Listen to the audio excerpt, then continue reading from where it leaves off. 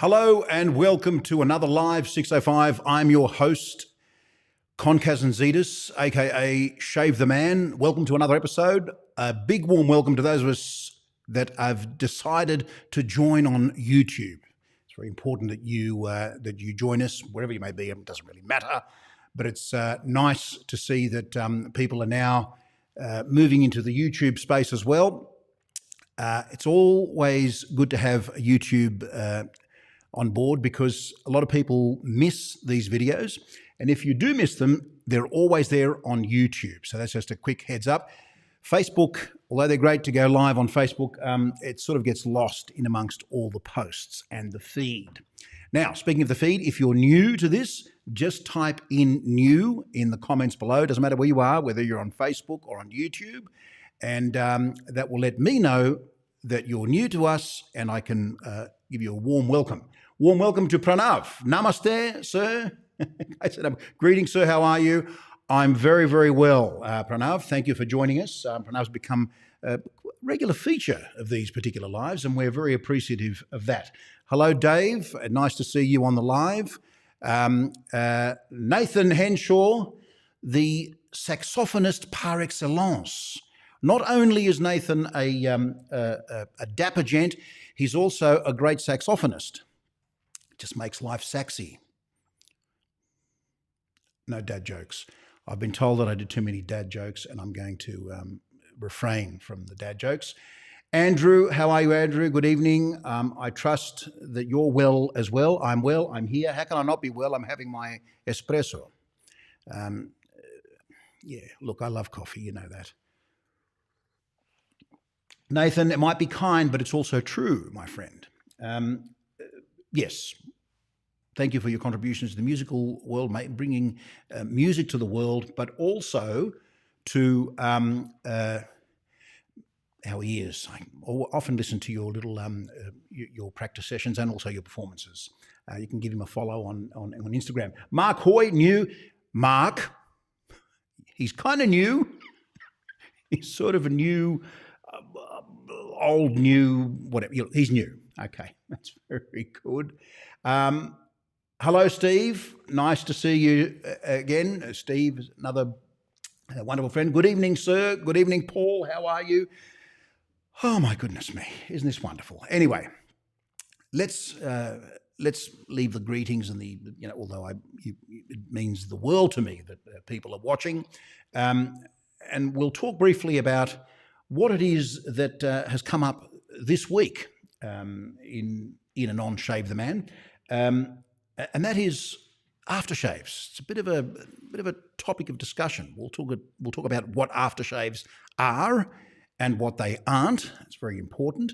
One would have thought that the name itself would have told you exactly what an aftershave's about, but there seems to be some confusion around that. And in fact, yours truly was confused about aftershaves a few decades ago.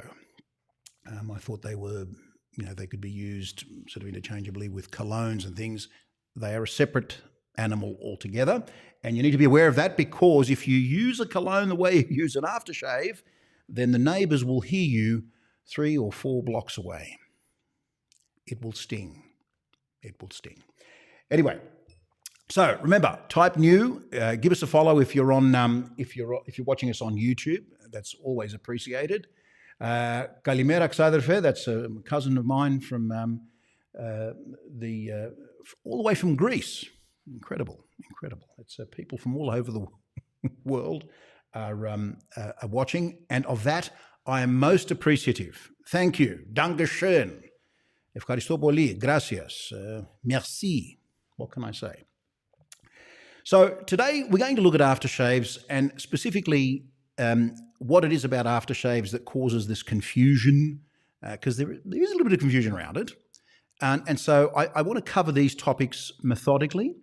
And when we go through this, if you've got any questions, you can just put them up, and I'll get to those. I will make a point of answering your questions about aftershaves to the best of my ability. But I need to explain a couple of things, what aftershaves are and what they aren't, what you should be looking for in an aftershave. I mean, that's a fairly important characteristic. And why the misnomer? Why is it sort of being incorrectly named? Why have aftershaves been called aftershaves when they're not? And that whole area. Now, there are some areas of contention, but I won't concentrate too much on contentious areas. I'll just stick to the good stuff. Hello, Finn from Copenhagen. Good topic. Thank you, sir. Thank you for joining us. I know it's early in the morning there in Europe. I really appreciate that. I always appreciate it. Anyway, so what we'll do, we'll cover these methodically so we know exactly, so I cover off on all the areas. And then if you have any questions, I'd be only too happy to discuss those. Now, firstly, the first and foremost, what you need to know about aftershave is that when we speak of an aftershave, we're not just talking about something that men just use. I know that aftershaves have been made popular by men, and we quite often think that, aftershave is something that a man will splash on their face as they leave the bathroom smelling like a dapper gent and all the rest of it. But we also have to be mindful that ladies are also shaving these days, and they also need a good aftershave. So these are the things we need to cover one by one. All right, so what is it?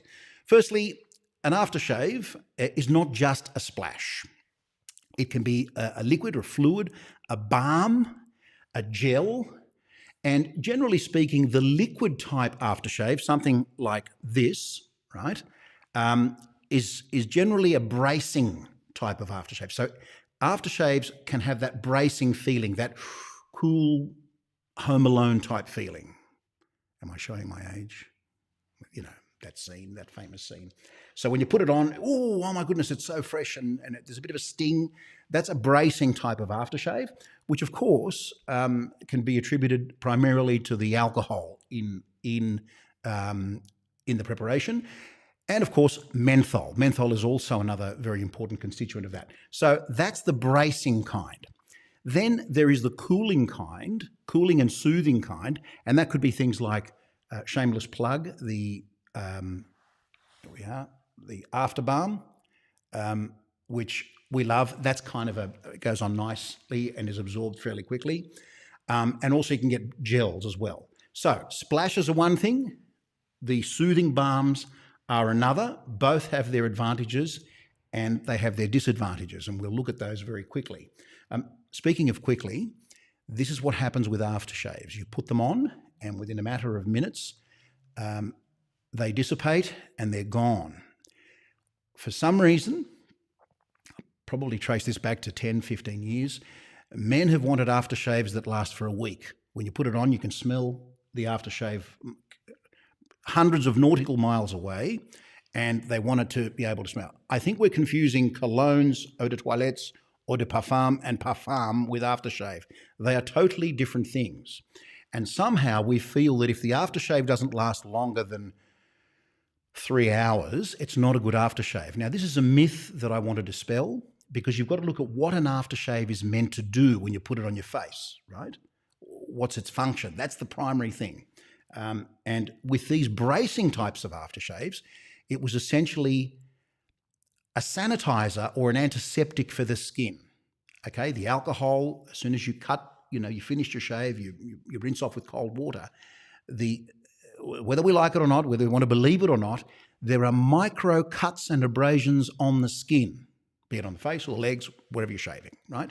Micro abrasions. And when you introduce alcohol to the mix, that alcohol will immediately kill off the bacteria and produce that sting, because there's other things, of course, that are in there. It's never just pure alcohol. There are aromatics, there are aromatic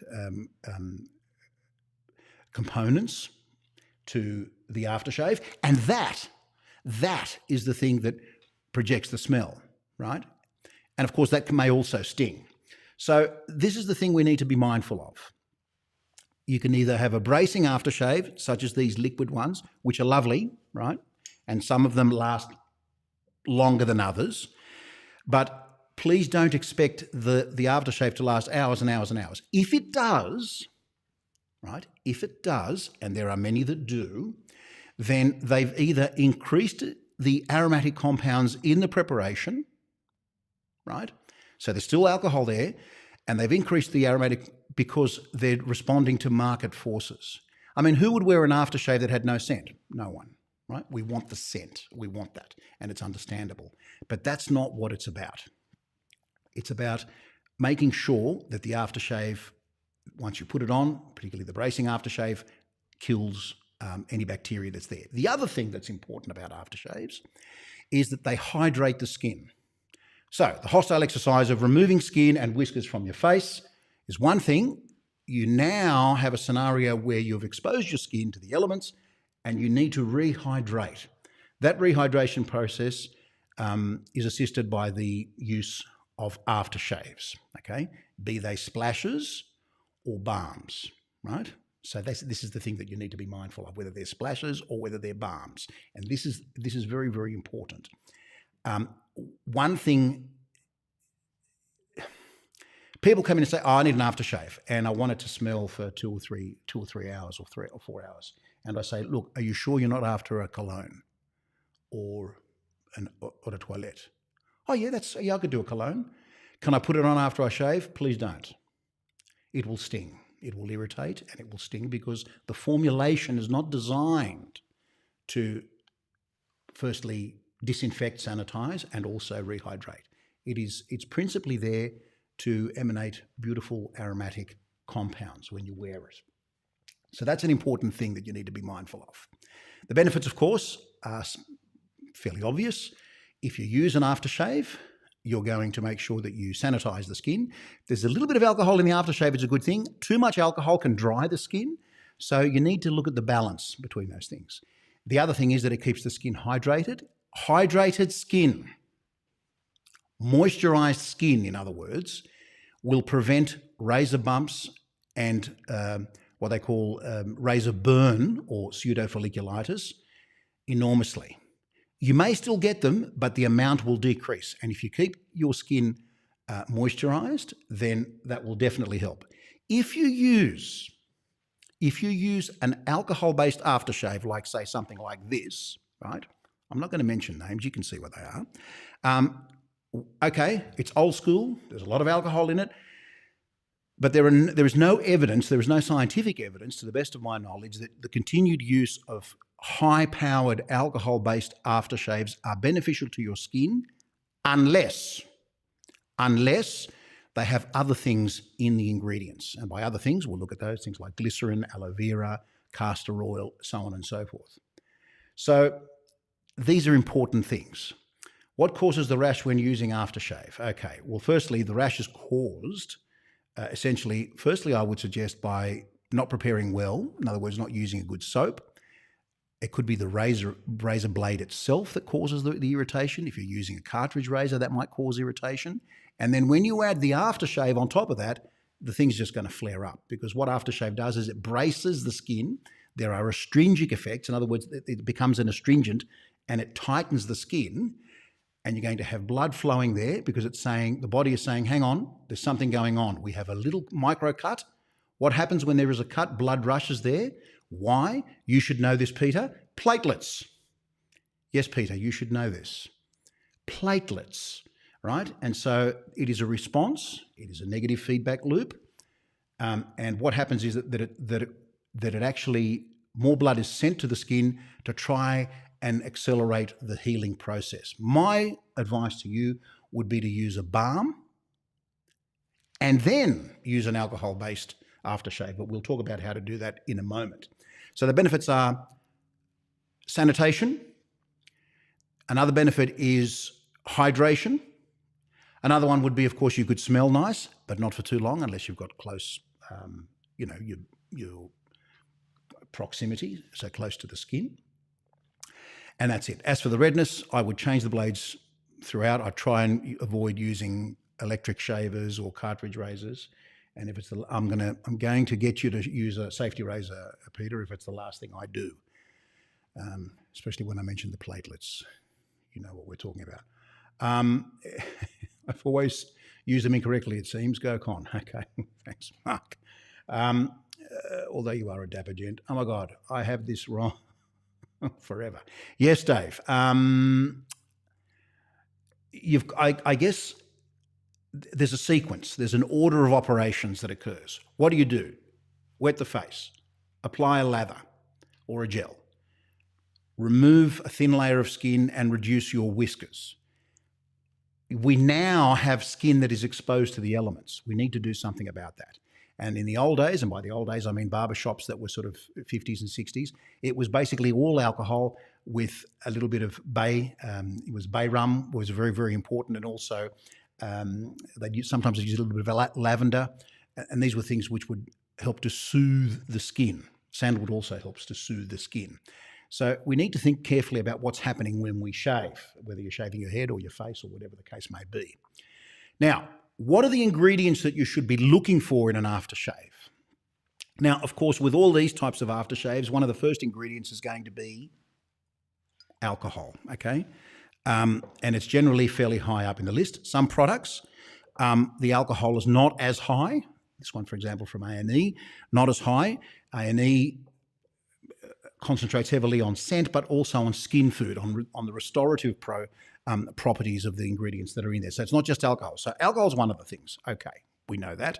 Alcohol has a number of functions. Firstly, it gives you the bracing effect when you put it on. Oh, I love this.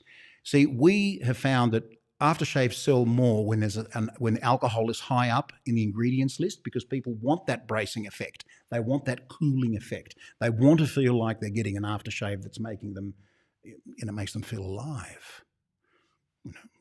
That's understandable. But once you have that bracing effect and you feel that, okay, now the sanitation has occurred, the sterilization has occurred, you then need to say, right, there could be irritation here from the blade. What do we do? The things that you should look for in aftershaves, be they liquid or be they balms or gels or any of these things, these are the key ingredients. Make sure there's aloe vera somewhere in there. Glycerin is another good ingredient. Shea butter is another good ingredient. Jojoba oil is another good ingredient, okay? Witch hazel is a great ingredient because it has astringent properties. So astringent means to tighten the skin, right? Tighten it, not close the pores. Please not get into the closing and opening of pores. I've said that. We're not plants. Our pores don't open and close. They clog. They become filled with dirt and sebum and all sorts of things, and we can wash that off. But our pores don't open and close, contrary to popular belief. Also, contrary to popular belief, I drink a lot of coffee. Oh, that's lovely. By the way, you can come and meet me for a coffee anytime. Just have a look. It's on the website. You can go. Let's do it. So that's the thing that you should be looking for. You should be looking for things like witch hazel, aloe vera, jojoba oil, shea butter, alcohol, yes, not in great amounts. These are the things that are going to, restore and soothe the skin. Sometimes essential oils, tea tree oil in there helps. That has more of an antiseptic effect. Okay, but once we start getting antiseptic, we move away from the nice fragrances that we like. Okay. And there is that kind of scent that you may or may not know, where you may be aware of. It has that sort of kind of medicinal, kind of tea tree-ish thing, and it doesn't appeal to a lot of people. I confess it doesn't appeal to me. I'm not really a fan of those tea tree-based things. I know they're great, and I know they're wonderful, and they have antibacterial qualities and all the rest of it. I'm just not a fan, okay? So they're the things you should look for, shea butters and aloe veras and things like that. Across the board, whether it's a liquid aftershave or not. Peter says, this may be a controversial question, but there are some aftershaves that really do nothing beneficial. Example, no moisturising, no sanitizing. Yes, Peter, I have to agree with you. I don't know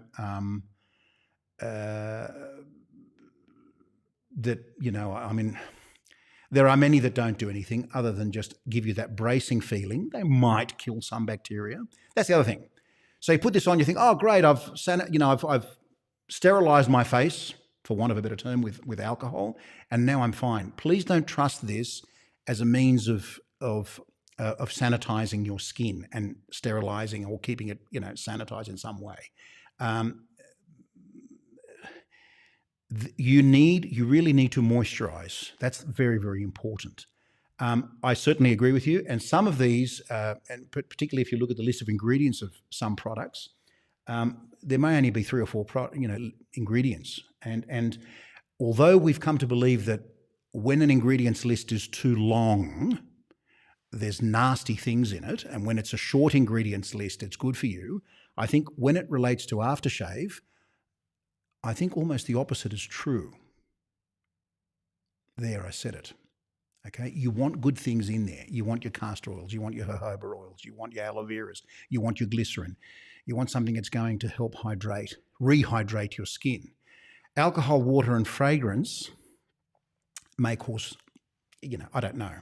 I do know. It's something that, I would investigate further. And your use case may vary wildly from other people. That's fully speaking. If I am to wear an aftershave that only has 3 or 4 ingredients, I mean, this is what I do anyway. I'm not going to tell you. You have to wait till the end of the video. You have to wait till the next bit of advice that I'm going to offer you. Hi, Lenny. Lovely to see you. Hi, Matt. No, thanks for joining us on the live. Okay, so here's the question. Is aftershave necessary? Absolutely not. It's not necessary. You can shave your face, your legs, your armpits, or whatever. And if the product that you have shaved them with contains enough of the good stuff in it, your shea butters and your oils, things like jojoba oil, sometimes coconut oil, all these things, then you don't need to do just some cold water, rinse, and you're out the door. Is your skin going to feel as good as it feels if you put some product on? Perhaps not. But aftershave is not necessary. We've made it a necessary part of our routine. We have. So it's not necessary, okay? And some people are sort of not anti-aftershave, but they think, okay, all right, it's great. I smell great.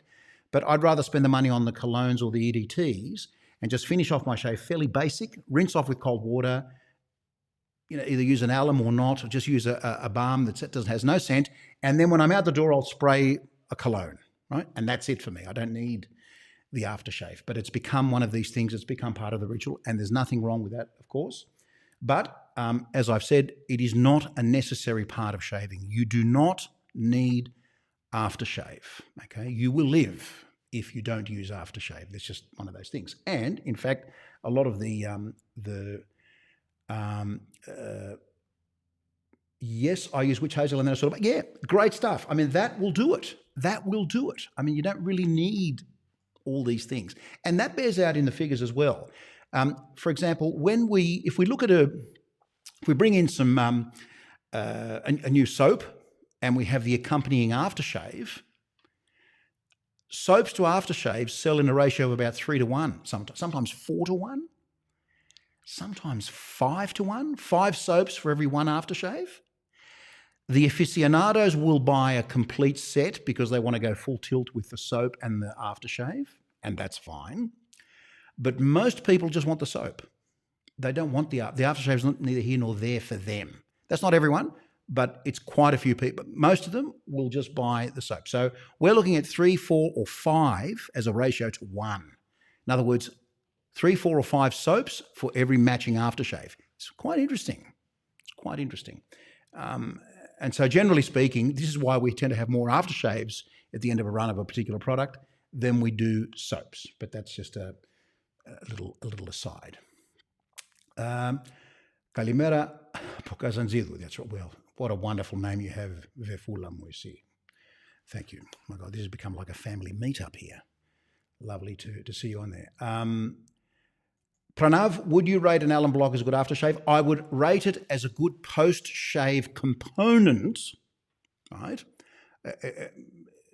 So in other words, when I finish shaving, if I feel that I've had a particularly rough shave or I just feel, some days I feel like alum, I'll just rinse off with cold water and then take the alum and put it on my face while I'm cleaning my brush and my razor and then rinse it off, right? Don't leave it on there unless you want face like leather, end up looking like Jack Palance or something. You'll end up starring in a Western somewhere if you wear that stuff. If you want leathery sort of face, then just keep putting on the alum and leaving it there. It's not advisable. So just rinse off, put on, rinse off, and that's it. So is it an aftershave? Strictly speaking, no, it's not an aftershave, but it is a post. It is part of a post-shave routine if you wish it to be, but it does do things like it works as an astringent, and it also has antibacterial and antiseptic qualities. Matt, I use witch hazel every shave. Don't always splash after shave. Does look nice to have the set though. Yeah, absolutely. I agree with you, Matt. No disagreement at all on that particular topic with me. So the short answer is no, it's not necessary. Okay, you don't need, but it does look nice, and it certainly looks nice if you're putting up a shave of the day and sharing it with your friends or your community. Right. The other question, can you use aftershave without shaving? Well, this is sort of fairly obvious. Of course you can. You most definitely can use aftershave without shaving. I'd like to know why you would do that, given that aftershave probably doesn't last long. Now, if the aftershave in question does last long and you're using it as a cologne, please use a moisturizer first, okay? And then you can put it on.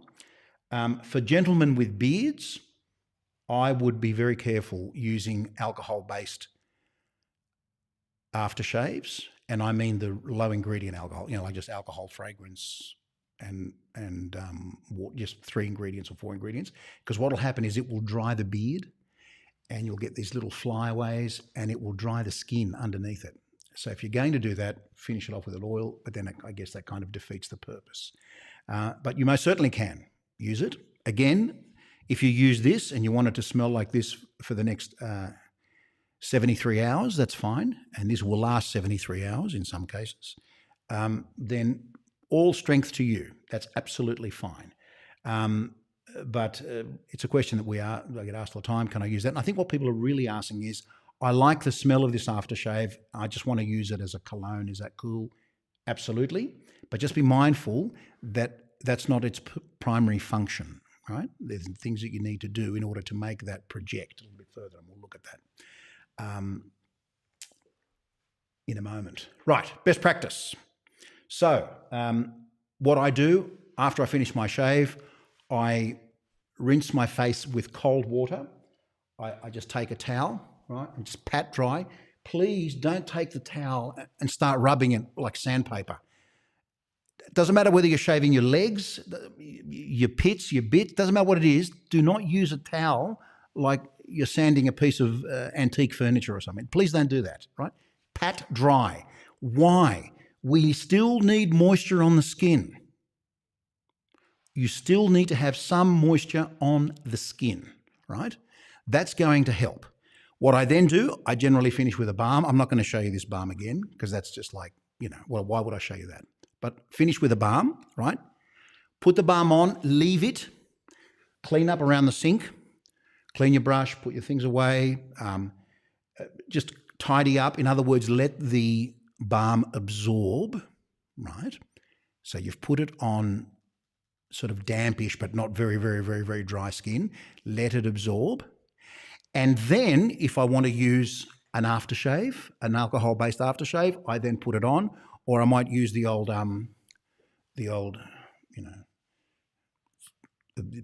atomizer, the Pepe Le Pew. I can't use Pepe Le Pew. We can't use Pepe Le Pew anymore. Sorry, Pepe Le Pew has been cancelled. We can't use Pepe Le Pew. But I'll just do use an atomizer in this case. Get as far away as you can from the skin and just try and evenly distribute with an atomizer, and you will smell great, provided it's put on moisturized skin. Do not put any aromatic compound on your skin when it is dry. Firstly, you're wasting your money, you're wasting your time, and that's not its intent. It needs to be spread evenly, and it will project further and longer if your skin is moisturized.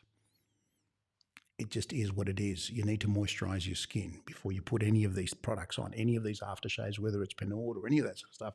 Moisturize first. And people think, oh, what should I put on first? Should I put on the balm, then the aftershave, or should I put the aftershave on first because I want the stingy thing, and then do I put on the balm? No, balm first, then I would finish with... yes, Matt, that's exactly... Well, there it is. Matt came in. Tough question. Splash, then balm, or balm, then splash. Look, if you're using a balm that has a scent of its own, okay, And I tend to avoid, we sell them, but I tend to avoid balms that have their own scent. Why? The scent changes over time. The scent's never quite the same when it's incorporated in a balm. If you like the scent of the balm, that's cool. But what I do is I use a balm that is scent-free. In other words, it's not going to interfere in any way. Leave it on. I don't put on the balm and then put on the splash straight away. Just leave it on for a little bit, okay? In fact, if you're in the bathroom and you've just finished your shave, put on your balm, get dressed, right? Just do other things, right? Give it, even if you give it 5 or 10 minutes, right? Then apply the splash. And I think you'll get further projection and sillage and all the rest of it. It will linger and go further, methinks. Not methinks, me knows. Emilio, hola. Nice to see you on the live. Hi, Matt. Nice to see you too. So that's the best practice. Apply aftershave on hydrated skin. If it is a splash, use some form of non-interfering balm, a scent-free or scentless, or one that doesn't have too much scent, right? Wait, then apply your splash if that's what you want to do. If you're digging the splash and you want that and that's the thing for you, do it in that order. Or just use the balm and then finish off with a cologne or an EDT or a parfum or whatever floats your boat. That's fine. Or you can even use products that do the lot. They have, they last long and they also have skin food in them. Moral of the story, best practice is to use these products on hydrated skin. And please, so what I then do, okay, balm, splash, and then what I do with a towel,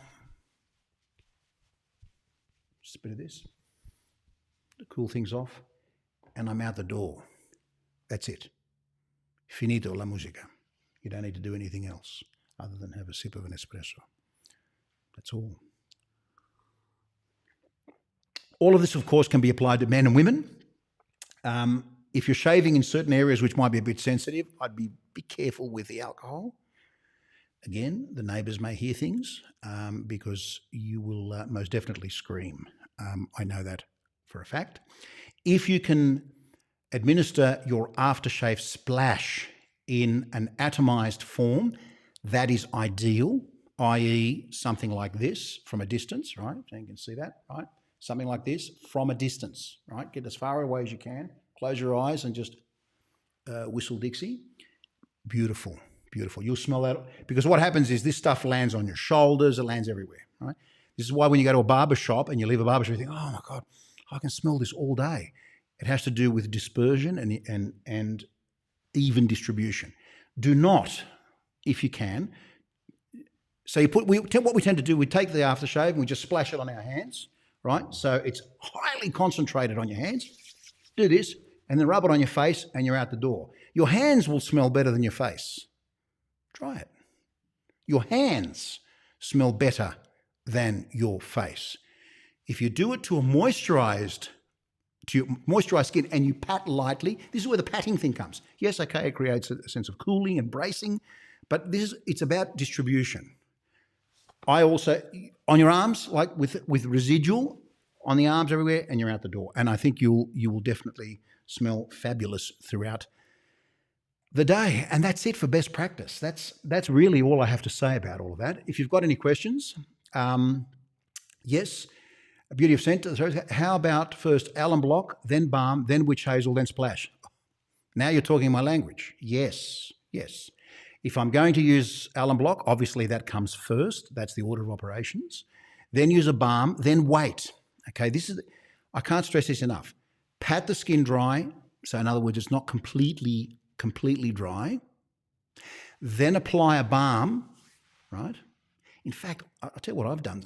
Sometimes I feel that my skin is too dry after I've towel dried it, and I'll get a bit of water and just splash it on. Take the balm, spread it, right? Leave it.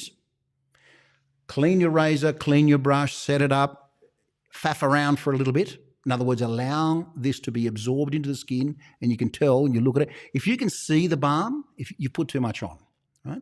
If you can see it if you look like Rudy Giuliani with this stuff, sliding down the side of your face, then it's too much product.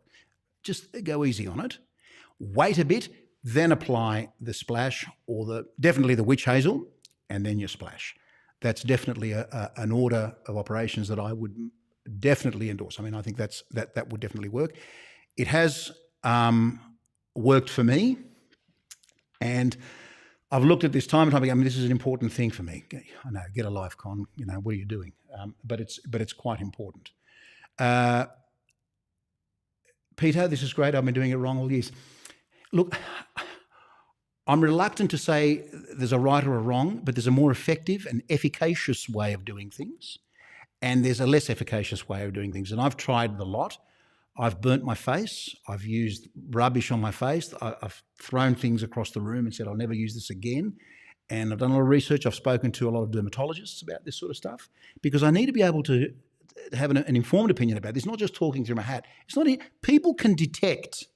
If I'm just here flogging and saying, oh, yeah, this is the best way. No.